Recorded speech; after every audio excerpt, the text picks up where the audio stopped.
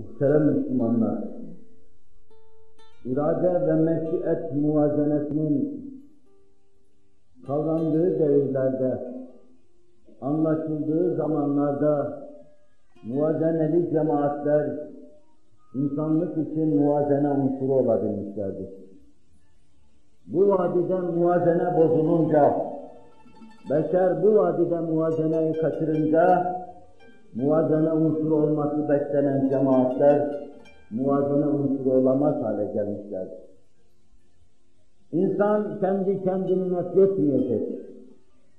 Allah'ın verdiği şeyleri kabul etme, itiraf etme, söylemeyi, onun verdiği nimetleri söyleme babından tahsis nimet olarak söyleyecek, kabullenecek ve izan edecek. Fakat bunun yanında katiyen bilecektir. İşleri yapan, eden, satan, muvaffakiyet veren veya mağlubiyeti yaratan sadece ve sadece Allah'tır Celle Celaluhu. Bu anlayıştır ki kırık döküklüğe veçe vermiş. Bu anlayıştır ki kırık döküklerin elinden tutmuş, onları başlara tac yapmış. Bu anlayıştır ki en ölü ruhlarda en canlı milletleri yaratmış. Bu anlayıştır ki geceyi gündüz kılmış. Bu anlayış insanlığın çok karanlık olduğu bir devirde cennet asa bir bahar meydana getirmiştir. Resul-i Ekrem sallallahu aleyhi ve sellem Allah'ın kendisine talim ettiği muvazene aletleri, muvazene ölçüleriyle zuhur ettiği zaman insanlık canavarlardan daha canavar, vahşilerden daha vahşiydi. Diğer gamlı o türlü cemaatin içinde düşünmek mümkün değildi. Hodgam mı hodgam, beddin mi beddin, karamsar mı karamsar, bütün insanlık. İnsanlık adına, insanlığın ayakta durması, yaşaması adına, onu ayağa kaldırma adına ne varsa hepsi yıkılmış. Bu onun yerine yıkıcı ne varsa hepsi hüküm fermayıdır. İşte böyle bir devirde Resul-i Ekrem sallallahu aleyhi ve sellem zuhur etti. Değil bir cemaat kurmak, cemaatlerin başına sarıp bir vahdet temin etmek. وَلَوْ شَاءَ رَبُّكَ لَجَعَلَهُمْ اُمَّةً وَاحِدَةً düsturunu tahakkuk ettirmek. Bir milleti vahide meydana getirmek. Bütün milletler o milleti vahidenin gölgesi ve zilli altında şekillendirmek, biçimlendirmek. İki kişiyi bir araya getirmek, İki kişiden müteşekkir bir vahdet kurmak dahi mümkün değildir. Allah Resulü sallallahu aleyhi ve sellem Medine'ye teşrif ettiği dönemlerde Hudeyr gibi, Ubade gibi, Muaz gibi bu as vakalarının silip süpürüp götürdüğü canavarca birbirlerine düşkün kimseler yıkılmış gitmiş, arkada bir sürü kin, vahşet ve denaat bırakmıştır. Bunun bir yönü rahmettir. Bu yaşlı insanlar, Evs ve Hazreç'in yaşlıları, bu as vakalarının kahramanları, birbirlerini yiyip durdukları bir dönemde Resul-i Ekrem oraya teşrif etseydi, ona karşı da mukabele edeceklerdi. Kader silip süpürüp götürmüştü, küfrü içinde rüsuh bulmuş bu insanları. Onların yerine taze çocuklarını bırakmıştı. Ama bunları bir araya getirmek, bir vahdet teşkil etmek mümkün değildi. İşte bir minnet sadedinde Kur'an-ı Kerim bunu anlatıyor. Bunu anlatırken meşiyet-i ilahiyeye dikkatinizi çekiyor. Aranızdaki iftiraktan şikayet ediyorsanız, asanın parçalanmasından şikayette bulunuyorsanız, cemaatteki teşettüt-ü aradan şikayet ediyorsanız, bunu giderecek yalnız ve yalnız Allah'tır Celle Celaluhu. Üseyd İbni Hudeyr ile Sa'd İbni Ubade'yi bir araya getirmek mümkün değildi. Eşhel oğullarıyla Sa'd İbni Muaz'ı bir araya getirmek mümkün değildi. Bunlar birbirlerine canavar gibi bakıyor. Bir canavarın yaptığı muameleyi yapıyorlardı. Kur'an minnetini ifade ediyor. O Allah ki kendi yardımıyla sizi teyit etti. O Allah ki Habibi Zişan'ın müminlerle seni teyit etti. Onların arasını telif buyurdu. Yeryüzü altın ve gümüş olsaydı, dağıtsaydın telif edemezdin kalpleri. Allah'tır ki insanların arasını telif etti, kardeşlik meydana getirdi. O diledi de oldu. Kalplerinize mürüvvet verdi. İnsanlık duygusu verdi, anlayış verdi, incelik verdi. Vahdet temin ve tesis etti. Bırakın boş kavgaları. Bırakın bağlayacağım diye ayrı ayrı koparmalara vesile olmaları. Kalplerinizi Allah'a tevcih edin. Allah'a imanı pekiştirmeye çalışın. Allah'a sağlam teveccüh edin. İçinizdeki kırlık işi izale edin. Kalpleri telif edecek Allah'tır Celle Celaluhu. Nice nadanlar görürsünüz. Nice nevzuhur cemaatleri temsil eden nadanlar görürsünüz. Hepsi erken kalkışında cemaatlerin üzerinde yeni cemaatler teşkil etmek sevdasıyla zuhur etmiş nevzuhur temsilcilerdir. Hepsi bu parça parça oluşa son vermek için zuhur etmiştir. Hepsi bu iftiraka bir son vermek, bir vahdet temin ve tesis etmek için zuhur etmiştir. Hepsi çiz perdeden konuşmakta, hepsi bâlâ pervazane hükümler kesmektedir. Hepsi Allah'a ait ahkamı kendi nefsine izafe etmektedir. Ben yapacak, ben edeceğim. Tazeliğimle, teravetimle, gönüllerde meydana getireceğim dalgalanmakla vahdeti ben temin edeceğim diye. Ortaya atılan nice fikirde ve akidede müşrikler vardır. İslam adına telifçi hüviyetle zuhur etmiş, şu garipler cihanının ve dünyasının garip mahlukları. Çok basit bir şey vardır yapılması gereken. Onu yapacakları yerde çok sert ve çetin yollara sapmışlardır.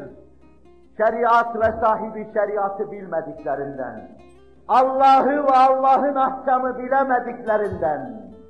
Bıraksınlar birleştirme ameliyatını, o Allah'a ait bir iştir. Bıraksınlar insanları bir araya getirme sevdasını, o Allah'a ait bir iştir. Dışlarıyla içleri arasında vahdet kurmaya baksınlar. İç dış bütünlüğüne varmaya baksınlar. Nifaktan kurtulmaya baksınlar. Alem içinde nasıllar, gecenin karanlığında öyle olmaya çalışsınlar. Gecenin siyah zülüfleri üzerinde bin feryat emekleyen insanlar haline gelsinler. Kalpleri Allah telif edecektir. O vahşet devrine Allah böyle son verdi.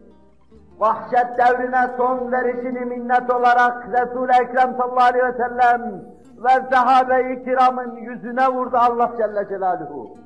Yeryüzü hazine olsaydı, infak etseydin, kalpleri telif edemeyecektin. Mümkün değildi. Kılıçların kınına girdiği tek gün yoktu. Semada kılıçların kavis çizmediği tek gün yoktu. Yüzlerce insanın ölmediği tek sene yoktu. Bununla beraber bakın nasıl vahdet meydana getirdi Allah. Nasıl telif etti aralarını Allah Celle Celaluhu. Resul-i Ekrem sallallahu aleyhi ve sellem onların arasını telif etmek için muhakkak ki gayret sarf etti. Ama bu gayret birleştirici unsurları kalplerinde tahakkuk ettirme istikametinde oldu. Diğer gamlık fikrini verdi.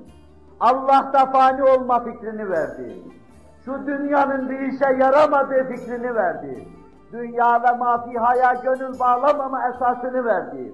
Makam sevdası hübbuca hissini siliverdi kalplerinden.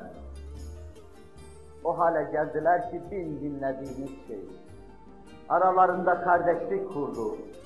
Hazreti Hamza'yı birisiyle kardeş yaptı. Ali'yi birisiyle kardeş yaptı. Ömer'i birisiyle kardeş yaptı. Ebu Bekir'i birisiyle kardeş yaptı. Sa'd ibn Rabi'i Abdurrahman bin Avf'la kardeş yaptı. Biri Mekke'nin seçesini berrak simasında taşıyan, öbürü Medine'nin nuruyla münevver bir vecih taşıyan iki şerefli sahabi. Biri Uhud'da Allah Resulü'nün uğrunda şehit olacak. Yüzünü Uhud'a doğru çevirecek. Kendisinden durumu soran Muhammed İbni Mesleme'ye Allah'a kasem ederim ki Uhud'un verasından burcu burcu cennetin kokusu geliyor diyen Sa'd İbni Rebi. Resul-i Ekrem'e selam söyle, Uhud'un verasından cennetin kokusunu duyuyorum. Cemaatıma da selam söyle. Bütün Ansar'a selam söyle. Ramak canları kaldığı müddetçe Resul-i Ekrem'e bir zarar gelirse Allah onları affetmez. Bunu da onlara duyur. Ve gidiyor bu göz yaşartıcı tabloyu Resul-i Ekrem'e naklediyordu. Öbürü de Uhud'da kaybettiği bir uzvunu hayatının sonuna kadar halka gösterip iftihar eden Abdurrahman bin Avf idi. Mekke'de her şeyini bırakmış Medine'ye hicret etmişti. İki şanlı, başı Everest tepesi kadar yüce ve dumanlı bu iki sahabeyi bir araya getirmiş, bağlamıştı. Nasıl diğer gamlık duygu ve düşüncesini içlerine koymuş idiyse bilemiyoruz. Öyle bir hale gelmişlerdi ki, bir evin iki odasının birinde muhacir, birinde ansar oturuyordu. Bir hücresinde onun kadınları, bir hücresinde çocukları oturuyordu. Ve bir gün muhacir kardeşinin elinden tuttu. Bu şerefli sahabi Sa'd İbni Rabi muhacir kardeşinin elinden tuttu. İki hanımının bulunduğu hücreye götürdü. Elini kaldırdı ve hanımlarını gösterdi. Kardeşim dedi, şu gördüklerim benim hanımlarımdır.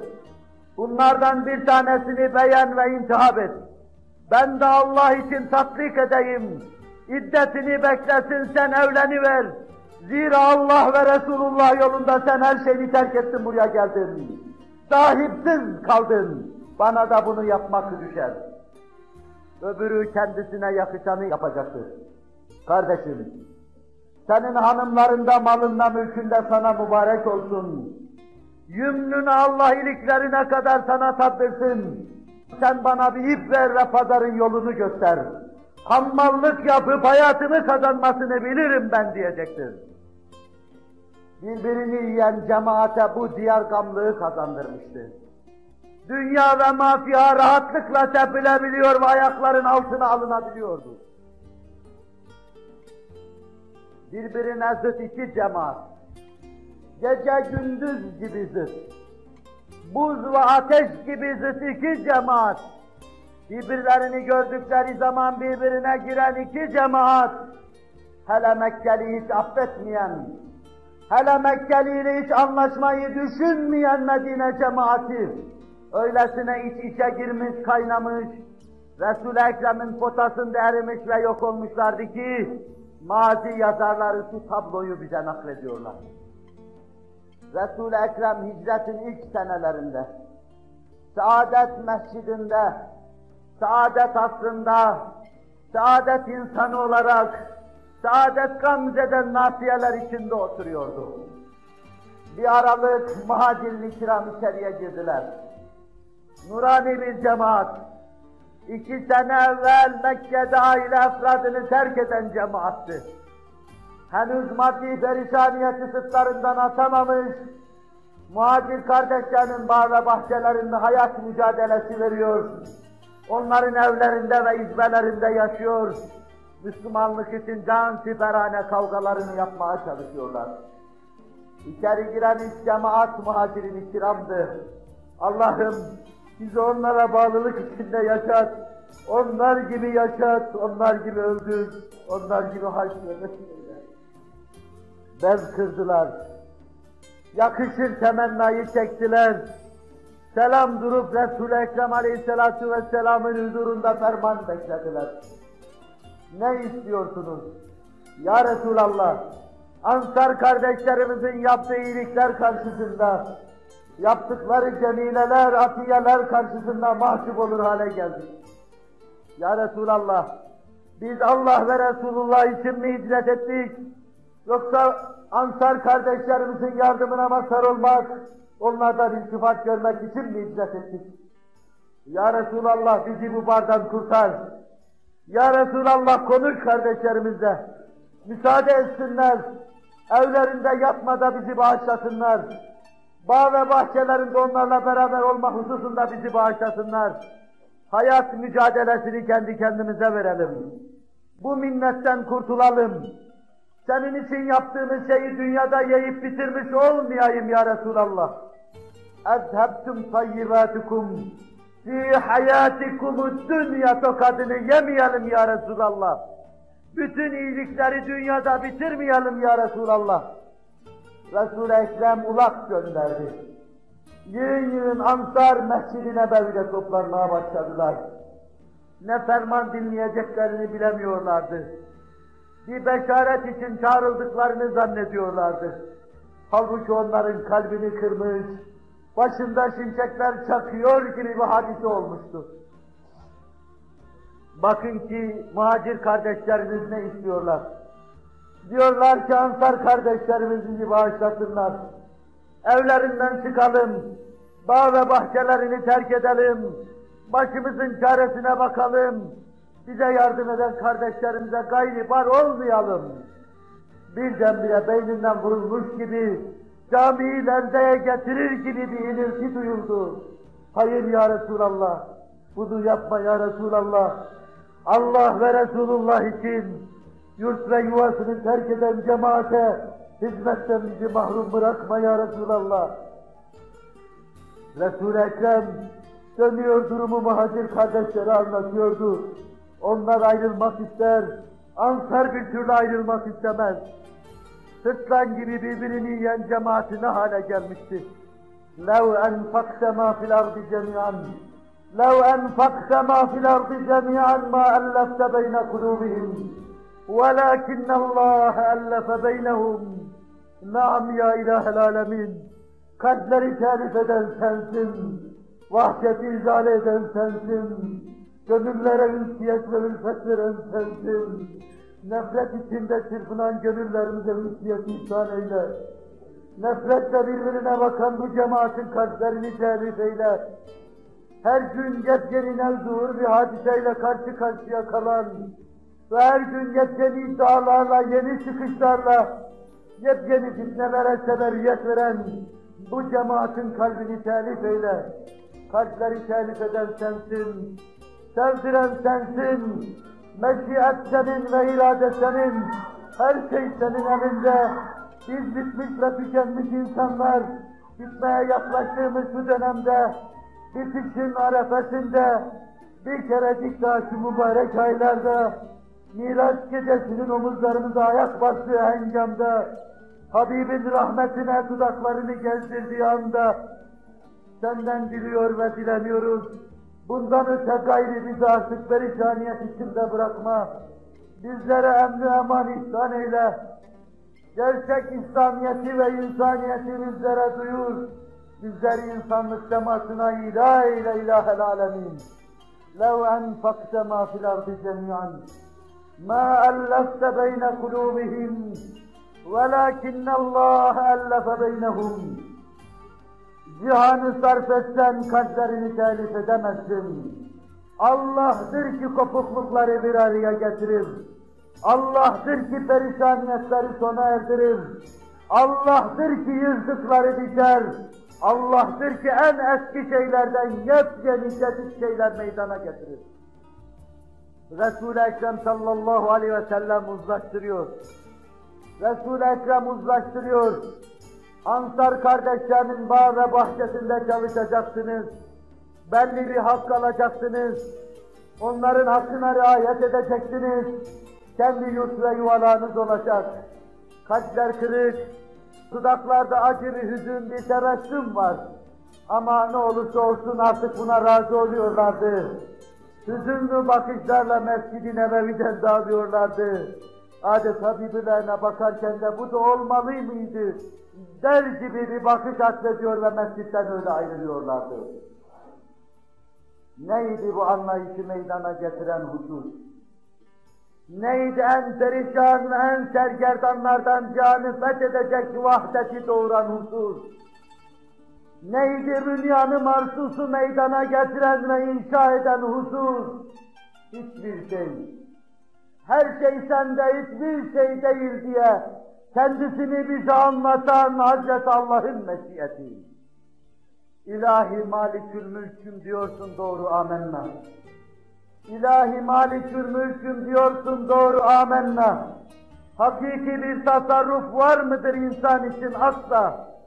Eğer almışsa bir millet edip bir mülkü istila, eğer almışsa bir millet bütün bir mülkü bir perva, alan sensin, veren sensin, senin hükmündedir dünya. Biz buna rağmen, bu bizim ahd-ı peymanımız, bunu bir kerecik daha, günahın son noktasına yükseldiğimiz hengamda, mücrim bir cemaat adına, vicdanlarına tercüman olarak, en mücrimlerinden biri bulunarak, tekrar ilan ve itiraf ediyorum, beni ve cemaati muhafaza etme ya Rabbi. Ya Rabbi, gelecek senemizi bu seneden hayırlı eyle. Gelecek senemizi bu senemize nispeten şafak eyle. Bu sene onun gecesi olsun. Ve daha sonraki sene öbür senenin şafağı, daha sonraki öbür senenin şafağı, meşiyetine takılalım. Bu tatlı şeyleri izleyelim. Hayran ve hayret içinde, senin dehşetli tasarrufun karşısında kendimizden geçelim. Feleklemez, meleklemez, kamerlemez, seraser alemle mest olup kendimizden geçelim. Senin dehşet engiz tasarrufunu seyredelim. Buna çok arzulu ve iştiyaklıyız. Allah bu arzu ve iştiyakımızı harici dünyada, Kudret ve İrade'nin kitabında, 9 asırda bu kitabın yazıcısı, kalemi katibi bulunan bu millete lütfetmek suretiyle göstersin. Kudret ve iradesinin muhteşem tasarrufuna o kadar susamışız ki, hiçbir aşık kadehine bu kadar susamamış, mailebe bu kadar yanmamıştır. O kadar yanmış, fiilen ve halen o kadar susamış bulunuyoruz. Ela inne ahsenel kelam ve eblegan nizam kelamullahil melikil azizil allam kema kâlallahu tebâreke ve teâlâ fil kelam ve izâ kuri'al Kur'anu festemi'û leh ve ansitû leallekum turhamun.